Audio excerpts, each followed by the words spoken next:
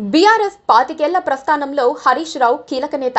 ఉద్యమ కాలంలో అందరికంటే ఎక్కువగా పనిచేసిన నాయకుడు కూడా ఆయనే. కేసీఆర్ నీడే హరీష్ రావు అని అప్పట్లో చెప్పుకునేవారు. కేసీఆర్ తనయుడు ఎంట్రీ ఇచ్చిన తర్వాత హరీష్ ప్రాధాన్యం తగ్గుతూ వచ్చింది. అయినా సరే పార్టీకి పట్టుకొమ్మగానే హరీష్ రావు కొనసాగారు.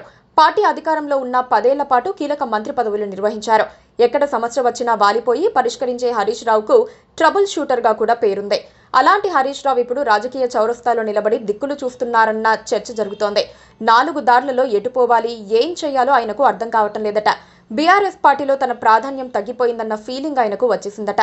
కేసీఆర్ పిల్లలిద్దరి ఆధిపత్య పోరుతో తాను నలిగిపోయి సైడ్ అయిపోవాల్సి వస్తోందన్న ఫీలింగ్ హరీష్ రావులో కలుగుతోంది. తెలంగాణ రాజకీయాల్లో హరీష్ రావు కంటూ ఒక ఇమేజ్ ఉంది. అనేక ఏళ్ల పాటు మేనమామ వెంట నిలబడి ఉద్యమాలలో ముందుండి ఎన్నో సాధక బాధకాలను అనుభవించింది కూడా ఆయనే. ఇక కేసీఆర్ మాట తీరు ఆయన మాదిరిగా మాస్ ని ఆకట్టుకునే విధంగా స్పీచ్ ఇవ్వటం అన్నది హరీష్ రావుకే బాగా అలవడ్డాయని చెబుతారు.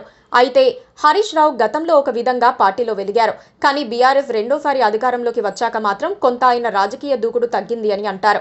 ఆ 2వ టర్మ్లోనే కేటీఆర్ ని సీఎం కుర్చీదాకా నడిపించాలనుకున్నా కుదరలేదు అని అంటారు.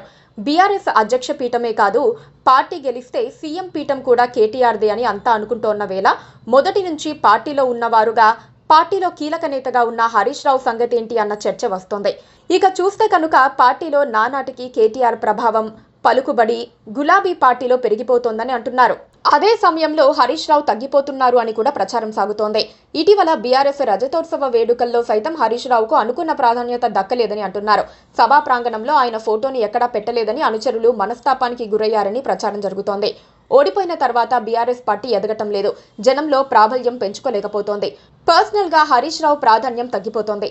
సిద్దిపేట సింహంగా పేరు పొందిన హరీష్ రావును సొంత డెన్లోనే దెబ్బ కొట్టేందుకు కాంగ్రెస్ పావులు కదుపుతోంది. కొంతమేర సక్సెస్ అయ్యిందని కూడా చెబుతారు. దాంతో అనివార్యంగా హరీష్ రావు పక్క చూపులు చూస్తున్నారు. తనకు కేటీఆర్తో ఎలాంటి విభేదాలు లేవని, ఆయన నాయకత్వంలో పనిచేసేందుకు వెనకాడబోనని హరీష్ రావు బహిరంగంగా ప్రకటించినప్పటికీ లోలోన ఏదో జరుగుతోందన్న చర్చ మొదలైంది. హరీష్ రావు జంప్ చేయటం ఖాయమని, ఆ పని త్వరలోనే జరుగుతుందని ఒక వార్త సోషల్ మీడియాలో ప్రచారమవుతోంది. హరీష్ కు టీడీపీ నుంచి రహస్య ఆహ్వానం అందిందన్నది సోషల్ మీడియా టాక్. ప్రస్తుతం ఖాళీగా ఉన్న టీడీపీ అధ్యక్ష పదవి కూడా ఆఫర్ ఇచ్చారని చెబుతున్నారు. వచ్చే ఎన్నికల్లో తెలంగాణ ఎన్డీఏ ఒక బలమైన శక్తిగా అవతరిస్తుందని నమ్ముతున్నారు. బీజేపీ, టీడీపీ కలిసి పోటీ చేస్తే హరీష్ రావును చేర్చుకున్న పక్షంలో ఆయన సీఎం అభ్యర్థి అవుతారని ఇంకో వార్త ప్రచారం చేస్తున్నారు. ఆ క్రమంలో హరీష్ రావు కోరిక కూడా తీరుతుందనుకోవాలి. కాకపోతే ఇదంతా సోషల్ మీడియా ప్రచారమే, ఎవ్వరూ అధికారికంగా ధృవీకరించడం లేదన్నది గుర్తించాల్సిన అంశం. Please subscribe to KTV Telugu. KTV Telugu. KTV Telugu. KTV Telugu channel.